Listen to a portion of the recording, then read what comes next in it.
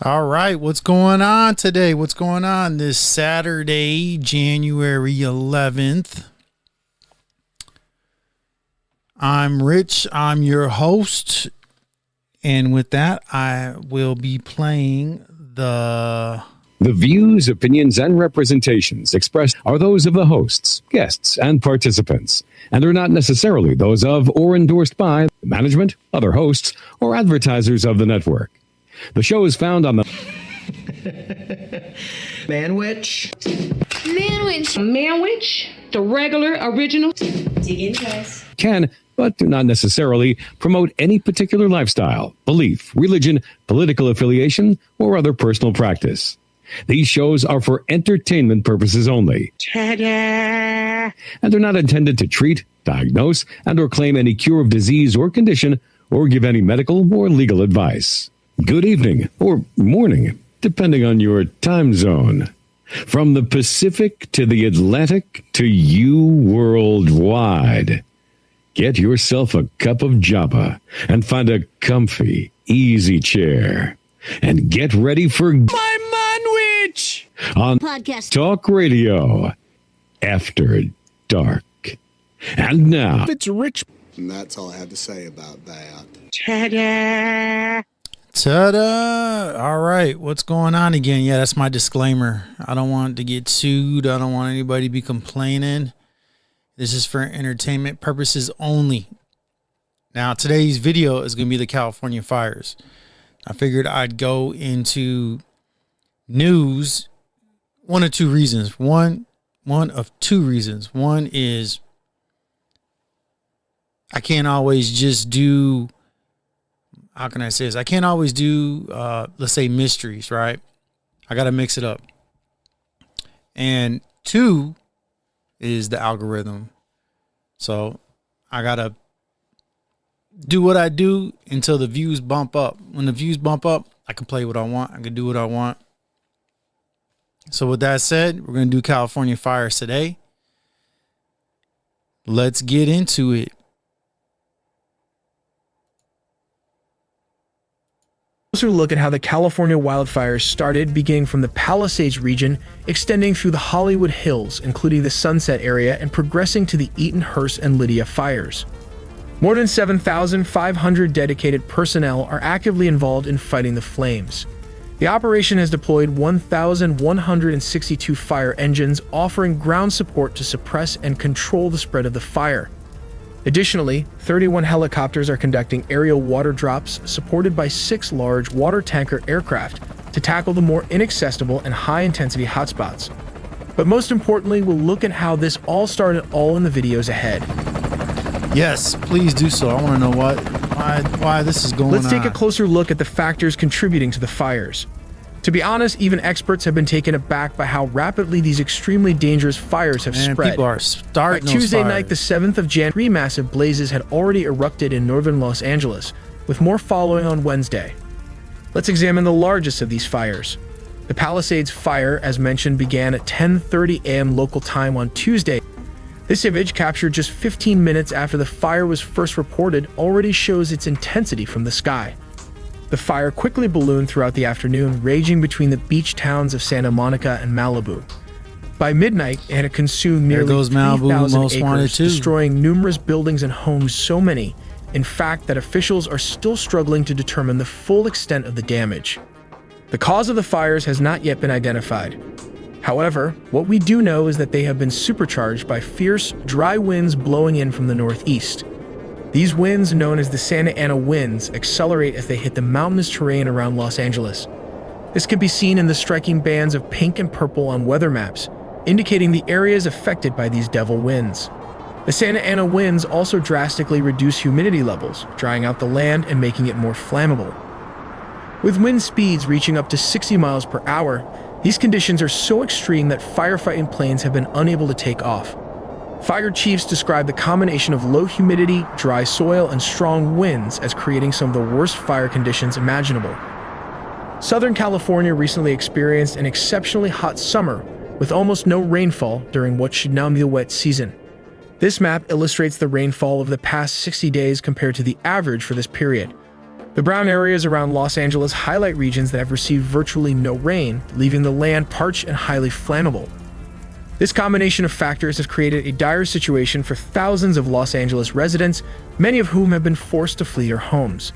These homes, often belonging to the rich and famous, have been reduced to ashes in mere hours. This is the grim reality faced by Californians as they grapple with an increasingly severe and prolonged wildfire season. 7 fires are currently being tackled in California. The Palisades fire was first reported at 10:30 a.m. 1830 Greenwich Mean Time on Tuesday, January 7th. Within just 20 minutes, it grew from a 20-acre blaze to more than 200 acres. By Wednesday night, the fire had expanded to approximately 16,000 acres. At least 30,000 people have been ordered to evacuate their homes. The Eaton fire rapidly grew to cover 1,000 acres within the first 6 hours after breaking out. It started in Altadena in the hills above Pasadena at around 6:30 p.m. local time on Tuesday. By Wednesday night, the fire had spread to over 10,000 acres and 5 fatalities had been reported. The Hearst fire began burning just north of San Fernando at around 10:10 p.m. local time on Tuesday. It quickly grew to 850 acres, according to local officials, and has triggered evacuation orders in neighboring Santa Clarita. The Woodley fire broke out in Woodley Park at approximately 6:15 a.m. local time on Wednesday. According to the Los Angeles Fire Department, it has now been fully contained.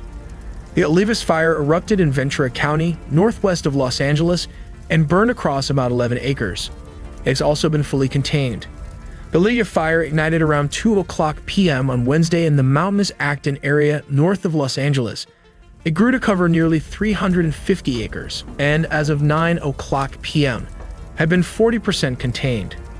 The Sunset fire broke out at approximately 6:00 p.m. in the Hollywood Hills, a residential neighborhood overlooking the historic Hollywood area. It currently spans about 50 acres and is 0% contained. a mandatory evacuation order remains in place. But there were also significant funding issues that may have hampered the firefighting efforts. A potentially leaked letter from LA Fire Chief Kristen Crowley, dated December 17, 2024, warned Mayor Karen Bass about the repercussions of recent budget cuts. According to the letter, the $17 million reduction in the department's budget had severely limited the department's capacity to prepare for, train for, and respond to large-scale emergencies, including wildfires. This warning highlights the critical role that sufficient funding plays in maintaining readiness for natural disasters and other emergencies. The letter raises important questions about the impact of financial decisions on public safety, especially in a state like California, which is prone to wildfires. Well, those burgers will be well done. This is the actual footage today of the firefighting plane, the C-415, also called Super Scooper. It has a big advantage compared to the other tankers since it does not have to land on airports stationed far away. The operation of the CL-415 begins with the aircraft's approach to a water source. The pilot skillfully maneuvers the plane toward a suitable body of water, such as a lake or river, ensuring that the location meets the necessary criteria for safety and efficiency. The approach requires careful navigation to align the aircraft with the water surface, taking into account factors like wind direction, water depth, and surrounding terrain. Once aligned, the aircraft initiates the water scooping process. A specialized scoop integrated into the plane's underbelly is lowered onto the water surface as the aircraft glides across it. This precise action allows the scoop to collect a significant volume of water, filling the internal tank within seconds. The process is carefully monitored to ensure the tank is filled to its optimal capacity without compromising the aircraft's balance or performance. With the water tank filled, the pilot retracts the scoop and skillfully ascends, transitioning the aircraft into departure mode. The CL-415 then heads directly toward the fire, navigating challenging conditions such as thick smoke, high temperatures, and potentially turbulent air.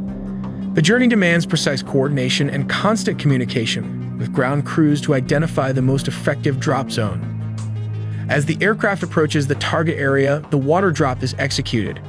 The pilot releases the water from the tank in a controlled manner, ensuring it directly targets the flames or the surrounding areas to suppress and contain the fire. The timing and accuracy of the drop are critical as they maximize the effectiveness of the operation while minimizing the risk of surrounding environments.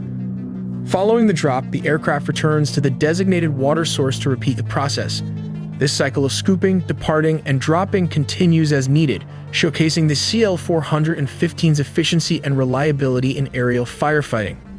The entire operation is a testament to the aircraft's specialized design and the expertise of its crew, working tirelessly to combat fires and protect communities. We make original videos from scratch, so please do subscribe and hit the notification bell for more AI videos. Telly, subscribe. I'll leave the link in the when I'm done wrapping this up and making a video of it.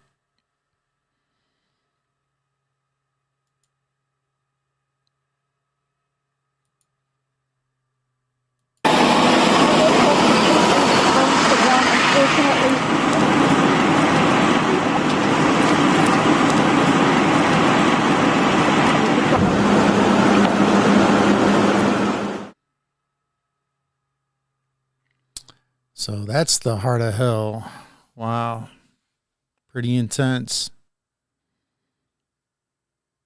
We've lost volume, but you don't need to see. You don't need to hear to see. Yep, that's a lot of fire. That's a lot of smoke.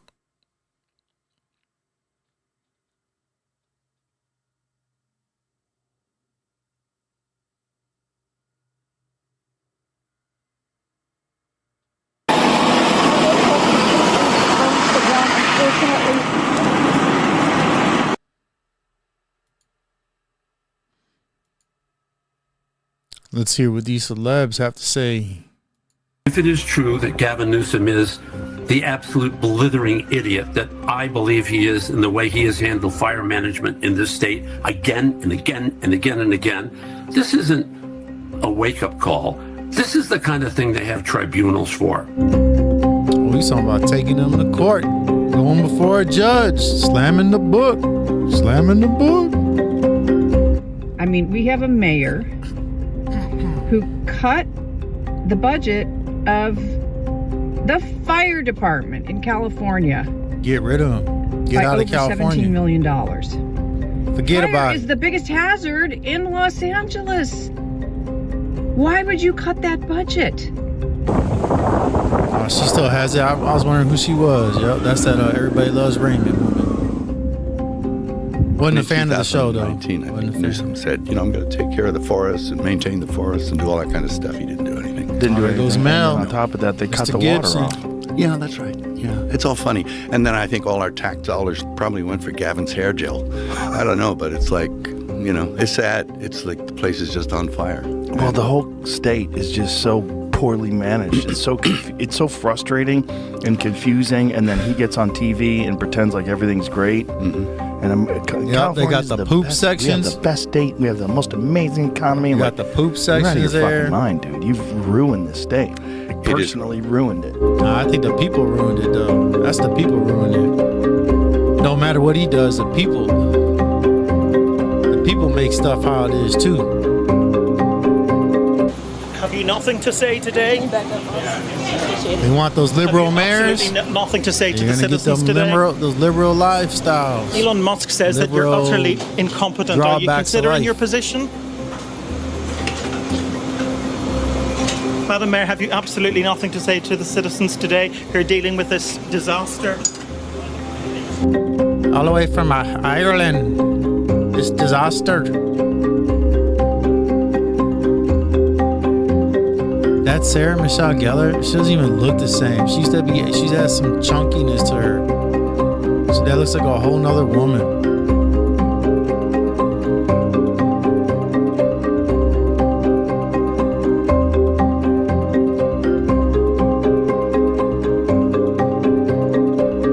You can complain all you want. Get out of there, just leave, pack up and go.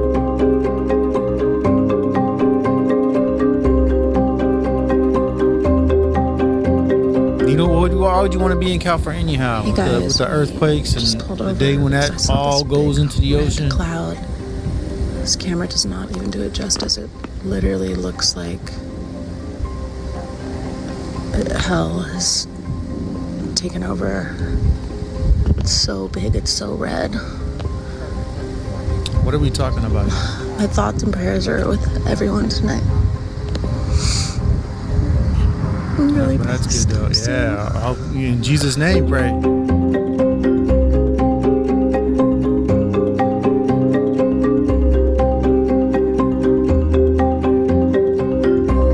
I tell you, this is like God punishing that state, the rich and the famous. No pun intended. All right, as the president throws it to the vice president. Governor, please tell me, what are you going to do with the president right now? We're getting the resources to help rebuild. Why was there no water in the hydrants, Governor? That's all literally. Is it going to be different next time? Oh, who sounds planned? That's a conspiracy theory right there. Why is there no water in the fire hydrants when this fire comes I would around? fill them up personally, you know that. I would fill up the hydrants myself.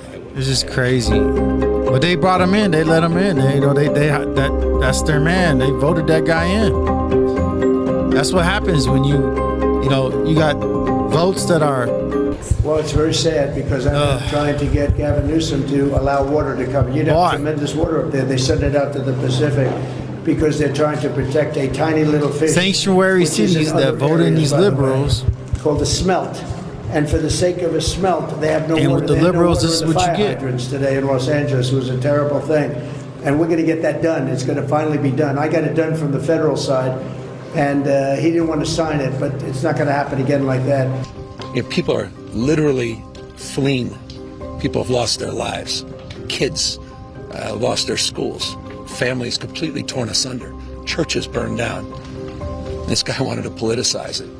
I have a lot of thoughts, and I know what I want to say. I won't. I stood next to a president. He wants to say, "Make America great again." That's what he wants to say. Joe Biden, and he had the backs of every single person in this community. He didn't play politics, didn't try to divide any of us.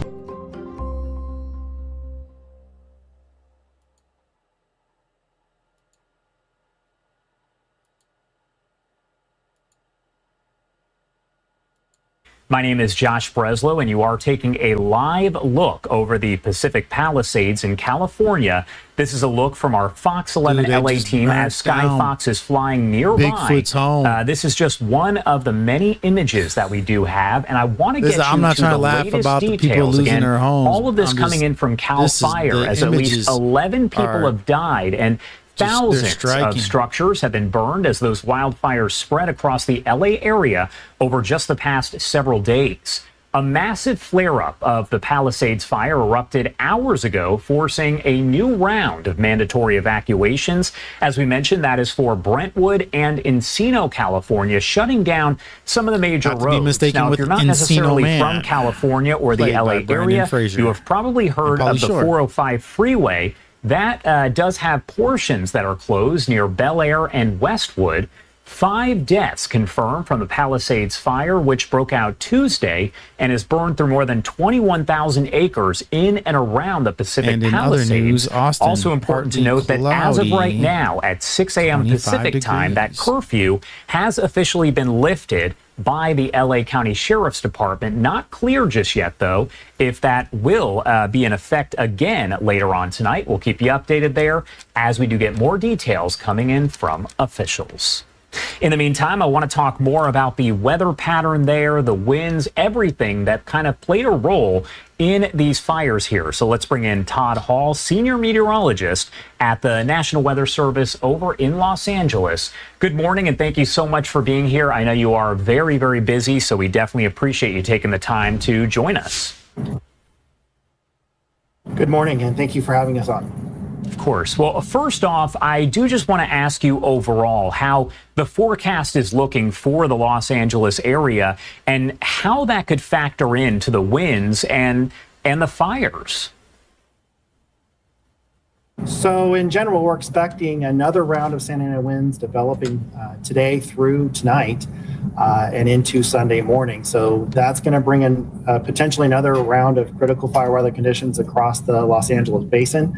And that's going to not make it much easier for firefighters to do their job. So we're looking at the potential for very dry conditions and very windy conditions continuing on these fires, which kind of exacerbates what's already in place. And when I ask you here, you touched on this, but what is needed weather-wise to fuel these fires? Is it just those incredibly gusty winds, or is there maybe more to it? There's actually 3 components to that. So you need the winds, you need the dry conditions, and then you need the dry vegetation.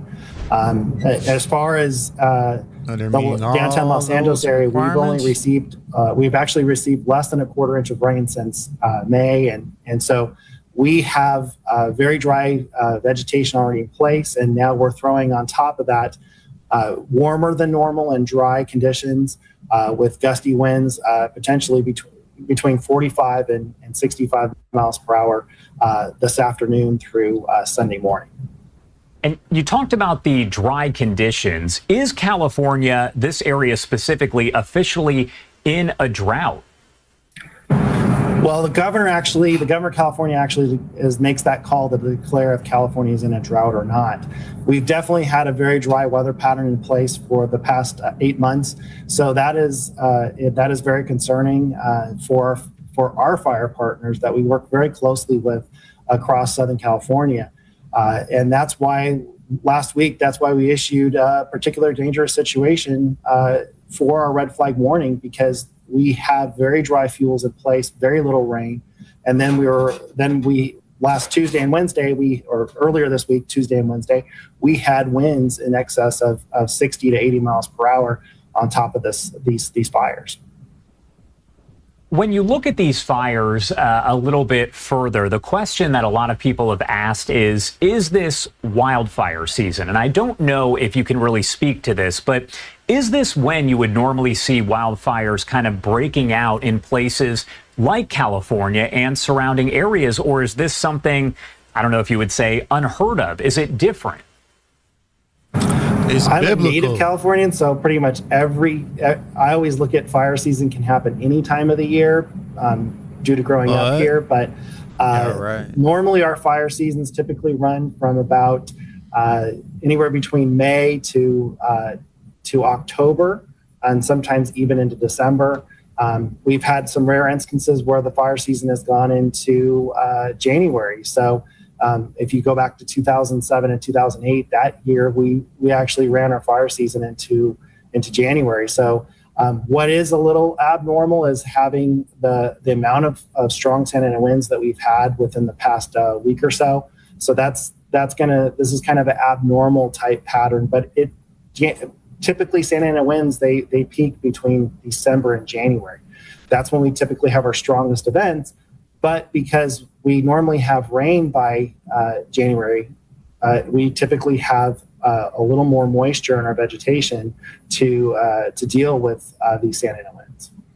And we're taking a look once again from Skyfox in LA. This is our Fox 11 LA team. You can see one angle of a fire burning right there. We also have this image coming in, I believe, from the Associated Press that shows a different angle. What goes through your mind? You mentioned you are a native Californian. What goes through your mind as you're kind of watching this? Going into the eye of the fire. It's heartbreaking. I mean, as far as all of us here working at the National Weather Service, we take this pretty serious as far as doing a public service, and this is our community too, and we are all affected by this tragedy that's taking place, and there's a lot of iconic businesses and homes that have been destroyed in these fires. So we take it to heart, and our hearts go out to all the residents that have lost loved ones, lost their homes and businesses with this. In addition to our thoughts are all with those that are fighting those fires, are the emergency services community that's actually responding to these fires. How does all of this, and this is something that comes to mind when I think about something like this, and maybe a lot of people think about it, maybe they don't, but how does this impact the air quality? Because maybe people who aren't necessarily in danger of having, let's say, their home burn, their business burn, they're still likely, if they are in the area, to be impacted possibly by the air quality, right? That is correct. We work very closely with our air quality partners here in Southern California, and in this area, South Coast Air Quality Management District manages the air quality. But as far as they've relayed a lot of their smoke advisories through our air quality alerts over the last several days. And so we've seen air quality index values in excess of 300 and 400 with these wildfires. So that's very unhealthy air quality that we're seeing across the Los Angeles basin. And Todd, what message do you have for maybe people who are watching us right now from that specific area? Obviously, you are over in the Los Angeles area, but what message do you want to get across to people maybe who are in the evacuation zone and say, you know what, we get wildfires, it is what it is. What information do you want to get across to them? The state of California puts out, and CAL FIRE put out the Ready, Set, Go program, and you spend a good portion of your spring getting ready for the fire season to develop, and so the Ready, Set, Go program is you should be in the set stage and be ready to evacuate should something happen. Having your paperwork together, have a lot of your belongings ready to go if you live in wildfire-prone areas. So it's really important that you heed the advice and warnings of people telling you to get out. This is very important to us. We're trying to save your life, and also that you delaying getting out also delays firefighter personnel getting to other people's homes in your home. There goes those drones. They have to take time there goes them orbs help and the drones. and help you could be evacuate. Orb, that could be a drone. Or convince That's you still to going evacuate. on right now, so, ladies and gentlemen. I just want to make sure that people just listen to authorities and follow the directions and please leave when you're asked to do so. Never mind. All right, Todd Hall there with the National Weather Service over in Los Angeles. Thank you so much. I know you're busy, so I definitely appreciate you taking the time to be here. Is there anything else that you want to add before I let you go? No, not really. I mean, I just really want to reiterate to a lot of the, this is a kind of unprecedented because some of these areas haven't burned since the 1930s.